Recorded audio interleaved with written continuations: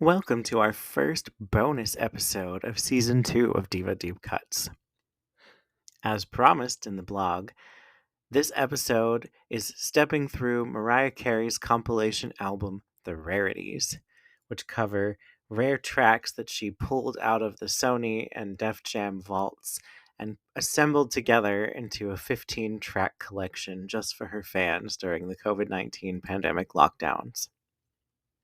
So, I found a lot to love on this compilation when it came out a couple years ago, and I decided when I was working on the Mariah Carey episode, rather than trying to squeeze songs from the Rarities, which are all deep cuts, into the episode with tracks from her albums and B-sides and things, I was like, well, I'm making bonus episodes anyway, so why not just make an episode for the Rarities? That way all of those songs can have their time in the spotlight, and it doesn't take away from some great deep cuts from Mariah Carey's albums that have been out for years. So, without further ado, let's get started. The first track is called Here We Go Round Again from Mariah's demo tape in the late 80s.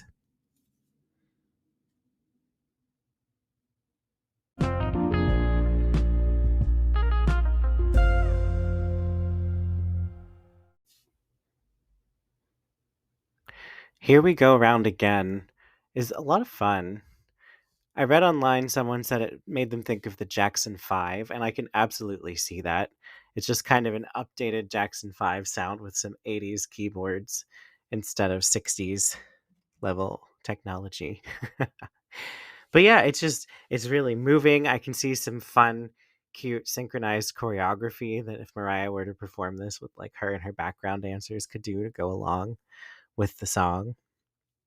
It sounds the thing that I like about it too, it sounds like even though it's just like a remastered demo from her demo tape, it sounds like the kind of thing that would be really easy to translate to a live performance. Like it's the instruments are mostly things that can be brought on stage, and I have an appreciation for that. Like I think if I were a recording artist, I would most of the time want to try to think about how to take what I was doing in the studio and transform it to my stage performances as well. And so sometimes things require different keys or rearrangements when going from studio to live version. And this one doesn't. Like it's very much, it has a very organic live kind of feel to it already.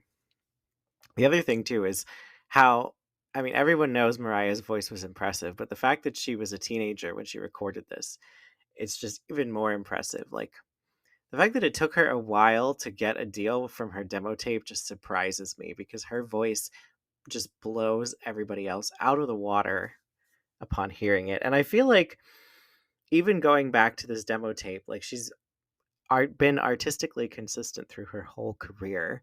So it's not like, they were just a record label would have just been plucking somebody from a church choir or something and then having to put them through months of artist development. Like Mariah's voice and personality and style, I think were pretty well developed before she even had a deal. And if anything, some of her first couple albums stifled all of her natural creativity and being until she finally got more freedom with what she could do with her records. So anyway, that was track 1. Here we go again, around again.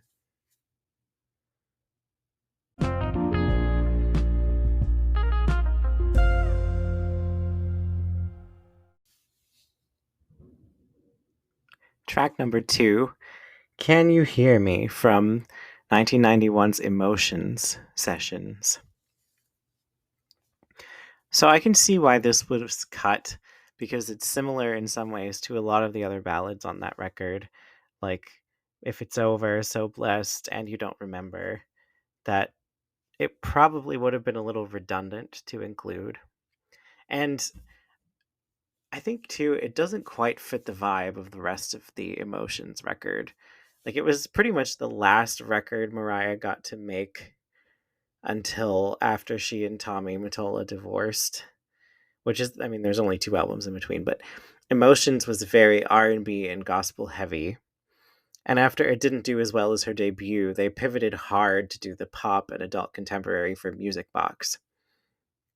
So This one, I think, even though it was recorded for the emotion sessions, actually fits better with the rest of Music Box sonically. Um, it's still a very emotive, evocative ballad, but it's very much in that adult contemporary vein. Um, so to me, the production sounds very of the time. I think it would have been more timeless if it had just been a straight piano instead of an electronic keyboard. But Mariah's vocal is top notch as always. Like, there's not much to say there. She knows what she's doing with her voice and in the studio. So, this is probably one of my lesser favorites on this album.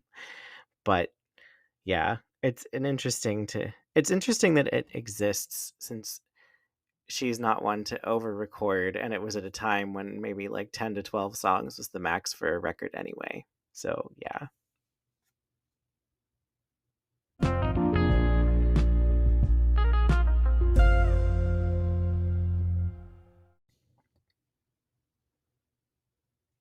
Track number 3, Do You Think of Me, from the 1993 Music Box Sessions. I love this one. The production is just so lush and all encompassing, but there's some switches in it that catch the attention and redirect the feelings. Like, it has these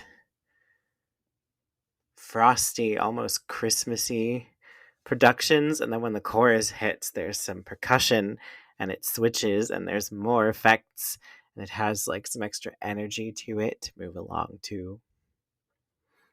I love that Mariah has a more subdued vocal performance on this one. It's not quite the whisper vocals that she's given on subsequent albums, but it's more in that direction, but somehow it just feels clearer and louder and more crisp than, say, some of the whisper vocals on like Charm Bracelet or Memoirs. But yeah, I mean, yes, it still sounds like it's from the 90s, but it sounds more interesting than Can You Hear Me, in my opinion. I love the little like reverbed horn sound in the background that adds just like a little extra, the muted trumpet sound. Um, the keyboard part, especially as the each line of the track is peeling away at the end of the song, it has this very round, crisp sound, and it's just really well produced given the limitations of the technology at the time. I just think it's such a beautiful collection of lines, vocals, backgrounds, instruments, keyboards, percussion, etc. So yeah, it is a bit more on the R&B side, so I can see why it was cut from the record because of how streamlined the record is at going after what was radio ready at the time, um, and the label having the upper hand after the underperformance of Emotions. But I'm glad that it has seen the light of day.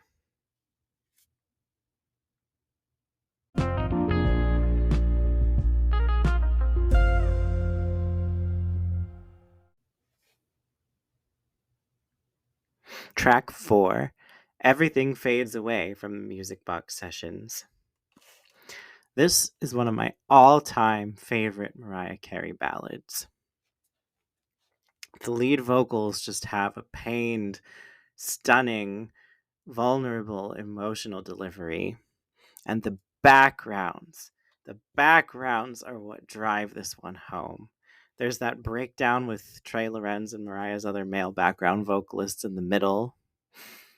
There's the little part at the end where there's like 3 or 4 different background lines over top of each other with different repeating parts and around.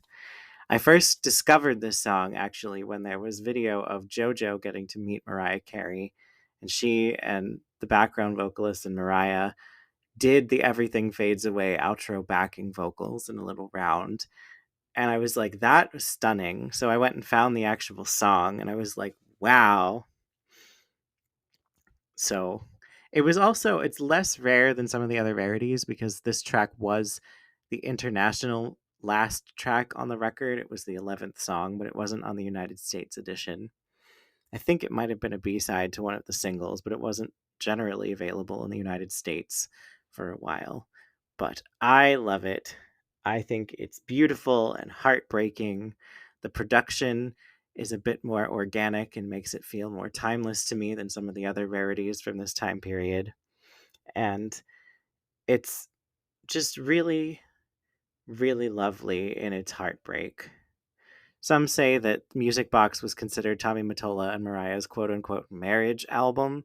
So, because it's a heartbreaking ballad about a relationship falling apart and needing to end, I can see why he may have cut it for that reason off of the final version of the record in the United States.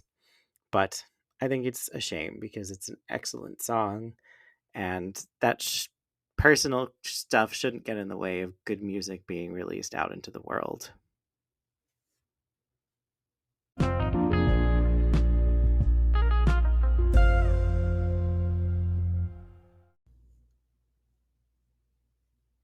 Track 5, All I Live For, from the Music Box sessions. So this song proves that Mariah can still sing circles around everybody when she has a cold. Because on the verses, it sounds like she has sinus congestion, and yet all of her notes are still pitch perfect. She has this warm, velvety delivery and still gets through everything with no problems. But yet you can tell she doesn't sound like how she normally sounds. So I wonder if that was part of why this one was cut in favor of the upbeat tracks that she worked on with Sills and Cole. But yeah. I checked out the extended version that just came out on the Music Box 30th Anniversary Edition, and the back half of the song, the vocals are different than on the one on the Rarities, and they are stronger. The belts sound like she doesn't have the head sinus congestion, and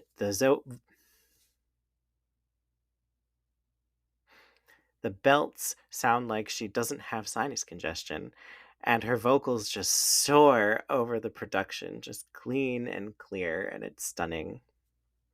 So this one's fun. Another one to kind of do a little fun choreography to, I think.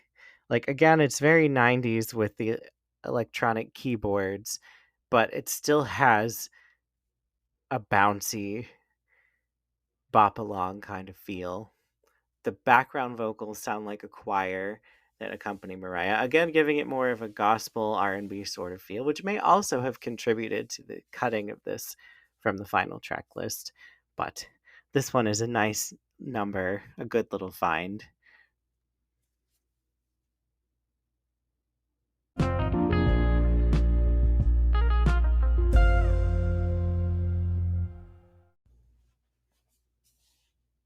Track number 6, One Night, from the Daydream Sessions. So I mentioned this in the main Mariah episode, but I'll reiterate it here. I think when it came time to finalize the track list for Daydream, Mariah was told you can have one hip hop influenced Jermaine Dupri track. So it's either Long Ago or One Night. So Long Ago is the one that ended up making the final cut, and One Night got relegated to the vault. But now, all these years later, we have it. And I think it's really fun and different for what Mariah was allowed to give us at the time. And it's also different than what she gave us later on Butterfly, Rainbow, etc., when she did have more creative freedom. It has a looser feel to it than a lot of her highly stylized records, whether it was from the record label pressure or just the direction she chose to take when she was fully allowed to follow her own muse. But this one, to me, feels like a bridge between TLC's Waterfall and Lauryn Hill's Doo-Wop That Thing. In the message and in the sound, it has that piano-driven, choir-sounding background vocals, a message about safer sex and not sleeping around because the AIDS crisis was only just beginning to get resolved. And yeah, it just sounds really open. Like, even though it has a serious message, that Mariah and company were having a lot of fun in the studio recording it. I also love the introduction with the gospel piano and a different time signature than the rest of the song. So I don't know. It makes me think of like some of the stuff that was in Rent, the musical as well. Like it fits with that, but also sounds timeless in a way because of the more live, less technology constrained instrumentation in the background. So yeah, I like this one, and I wish it would have made Daydream proper.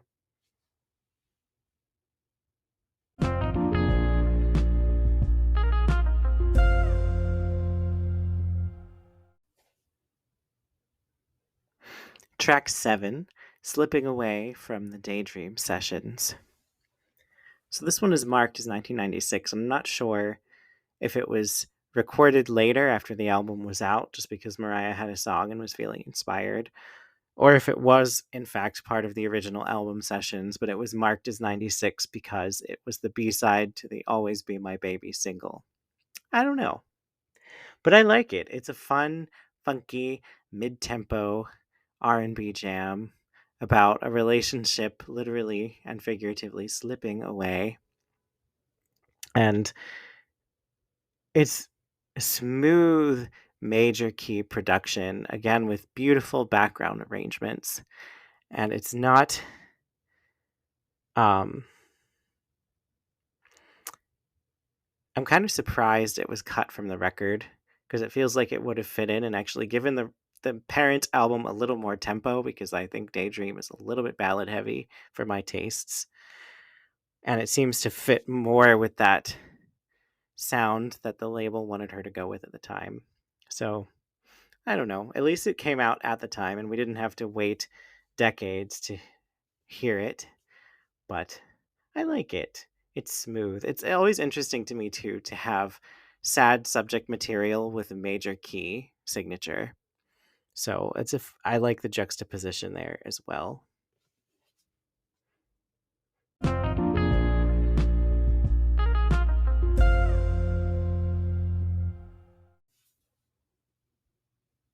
Track number 8, Out Here on My Own from the Glitter Sessions in 2000.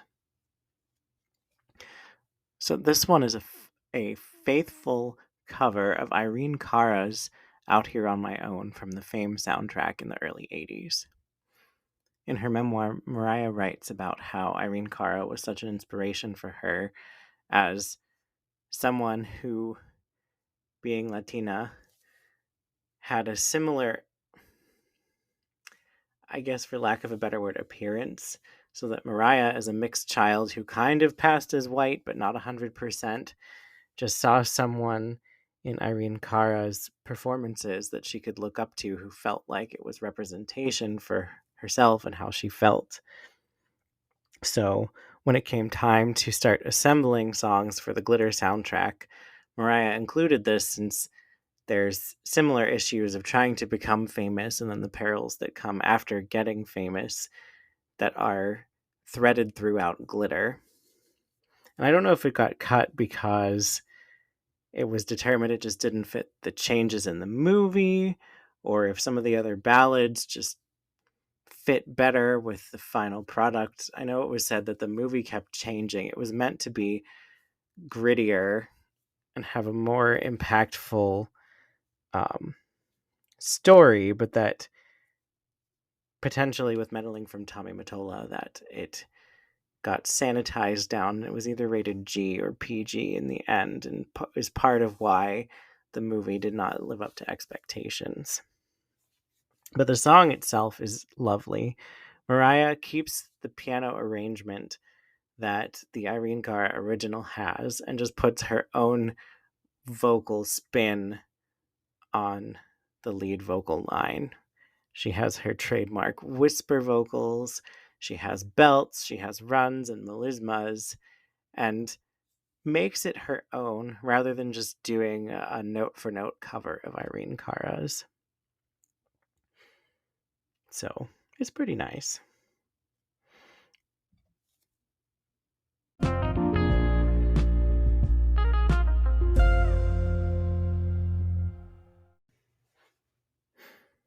Track 9, Loverboy, the original Firecracker version from the Glitter Sessions.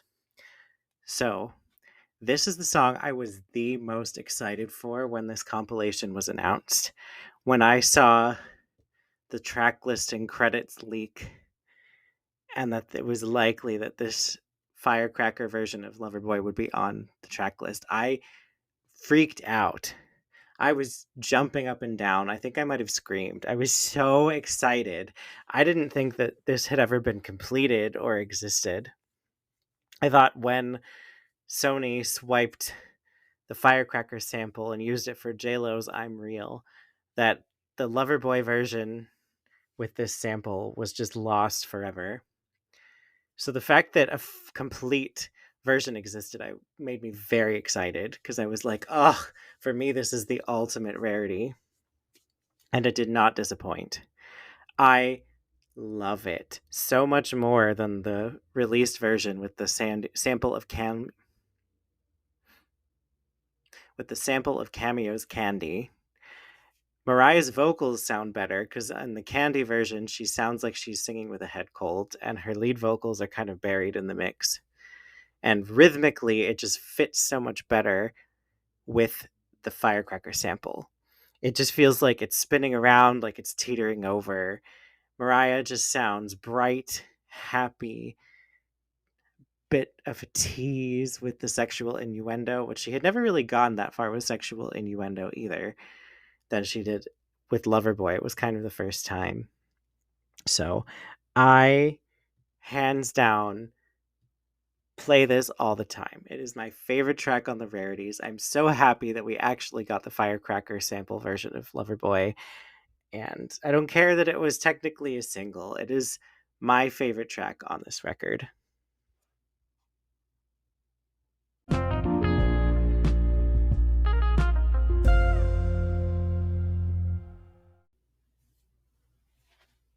Track 10, I Pray from the Emancipation of Mimi sessions in 2005.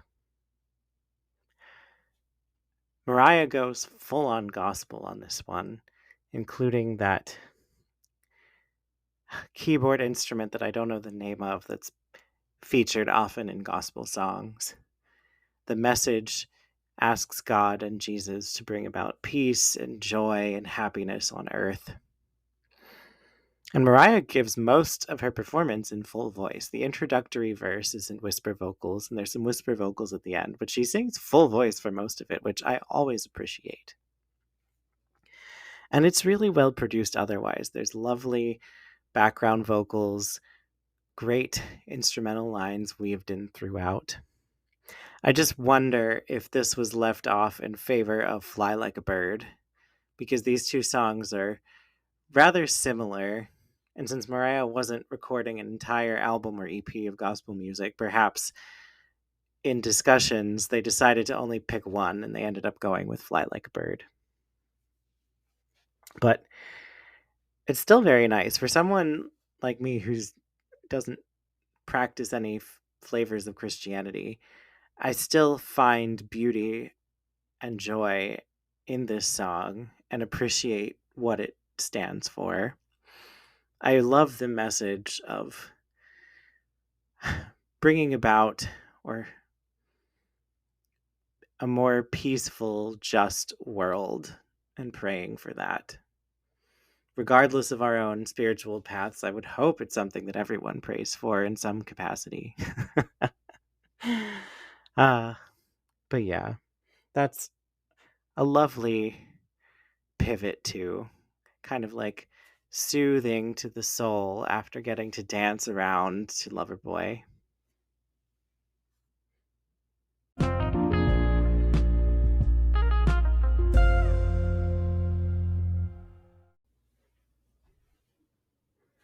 Track 11, Cool on You from the E=MC² sessions in 2007. This picks the tempo back up after I Pray, and it's a fun, bouncy mid-tempo kiss-off.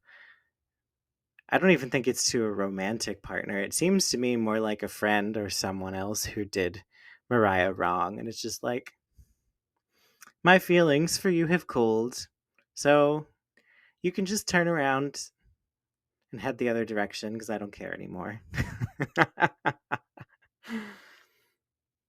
Yeah, it's just I enjoy it because it's not angry, vengeful, and petty. It's just like I'm sailing above all this drama because you might go low and be down there in all the drama, but I'm not here for it, so I'm just not here for you anymore. I'm not sure who produced it. It sounds similar to some of the Stargate productions that are on the parent record that it got cut from, but I think it fits in just fine. I don't know, maybe there were just too many songs. It wasn't even a bonus track like For Real or Heat. So, I'm not sure what happened. Maybe they just didn't finish it completely. I don't know. But it's a worthy addition here. It's a lot of fun. It has some very quotable lyrics like the do the coat, kick rocks, eat dirt part. So, yeah, excellent addition to Mariah's catalog. I'm glad it was uncovered and that Def Jam was willing to share it.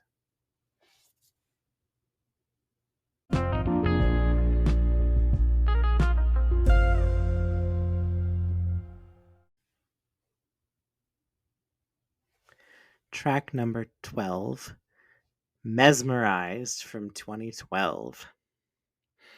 This song was meant for the soundtrack of the Lee Daniels film The Paperboy, but it ended up not coming out at the time. I'm not entirely sure, having not seen the film and only read a plot summary, how it's supposed to relate considering it's a crime drama. But I will take it for the existence of this song because this is my other favorite on the Rarities. Mariah shines over this beautiful, danceable, funky disco number. And I love it when Mariah does dance music. Like, not only was she known for her re recorded club mixes in the 90s, but when she just does upbeat songs, I think she shines just as well as she does over the big ballads.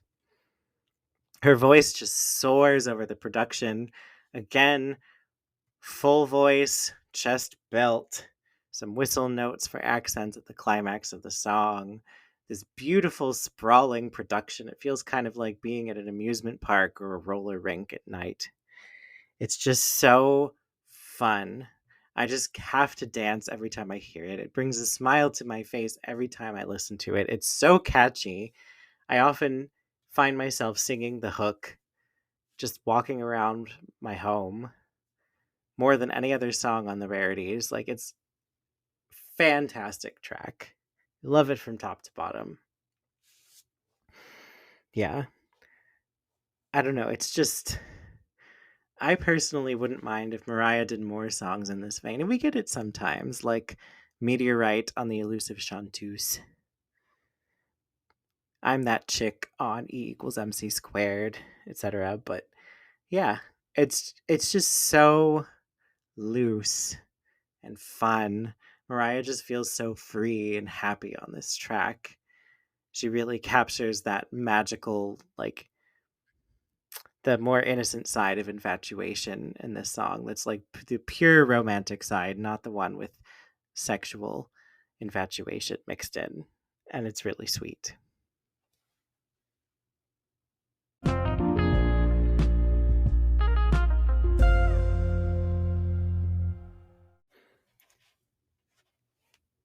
Track 13, a cover of Lullaby of Birdland from the Elusive Chanteuse tour in 2014.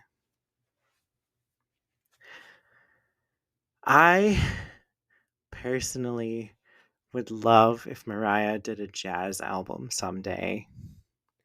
She shines on this track so brightly. Her stage banter with the audience and the band is really funny. Her voice is top notch as she just glides over this song. And I think it would be a nice addition to her catalog to diversify it even more. We occasionally get glimpses of her doing jazz or jazzy inspired things, where it's this song, her duet with Tony Bennett, The Wind from Emotions, or the Valentine late night mix. What is it? Mimi's Valentine late night mix of We Belong Together during pandemic lockdown. But yeah, I just think she can sing any genre, but jazz is one that we have so little of her on record or live doing, and I would love to hear more. She has such a great ear for classic songs, and I bet she could write some killer jazz tunes as well. So between some carefully handpicked standards and her own pen to the paper, I think it would be a great, great time. And I'm so glad she decided to grace us with this recording from the Elusive Chanteuse tour that solidifies my desires to hear more jazz from her.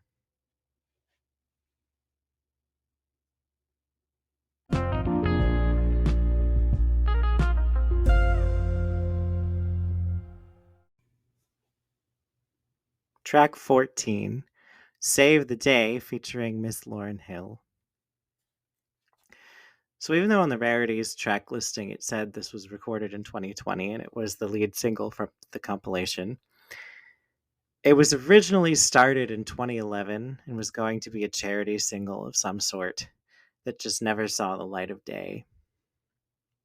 So I think between the pandemic and everything that happened in summer of 2020 with the murder of George Floyd and the subsequent protests, and also with gearing up to release the Rarities compilation, that Mariah and her team and friends decided to polish this one off, finish it up, and put it out there into the world.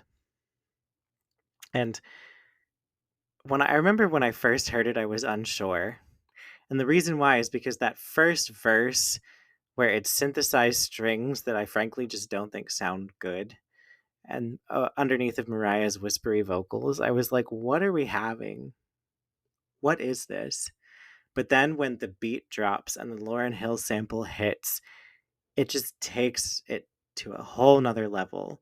We get organic strings, full voice vocals, chest belts, whistle notes, doubling Miss Lauryn Hill on the bridge with the Killing Me Softly sample. It really drives home the complex nest of emotions, of feeling just kind of stuck and bad, but also not completely losing hope either. It just does so well. Like the marriage of the sample with Mariah's songwriting and the post beat drop production elements, I think just works really well to drive home it as sort of like a ballad with a beat on steroids. So I really like it. I just could kind of do without the intro. That's the only part of the song I don't like, but I get it. It sets everything up. It sets the mood, even if I don't agree with some of the production choices.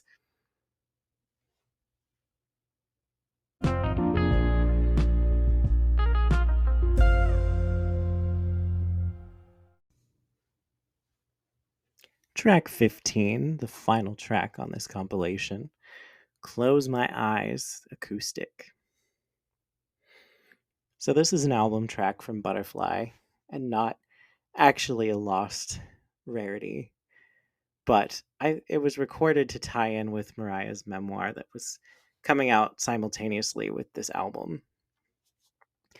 This one encapsulates her experience of being a child in an unstable and somewhat tumultuous home life and having to learn to grow up earlier than she should. So being in this kind of liminal stuck space between childhood and adulthood, and it taking years of therapy and processing to make progress on trusting people and feeling more secure and feeling stable and confident in her own abilities as an adult. So this reworking, it's even lighter than the original because it's just Mariah, a piano, and some background vocals. Her tone is much more velvety in 2020 than it was in 1997. She sounds a little bit hoarse sometimes, but otherwise she still manages to sing circles around pretty much everybody. I think that'll happen until she crosses over to the other side. She will always be able to sing circles around everybody, even on her bad days where she's tired and hoarse. But I think it's a nice closer to the record. It feels like it completes a story, and especially with the context of it tying into the memoir, it's very much closing off her story and emblematic of her journey as a person across her entire life. So it's a fitting closer for this record, I think.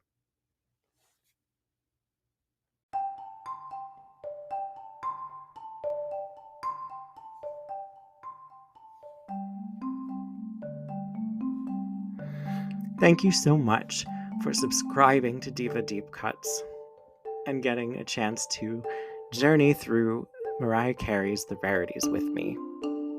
I only did the first disc because the second disc is a recording of her Daydream tour stop at Madison Square Garden, but it's mostly the hits. And that's something that, if you feel so called, you can go enjoy it on your own.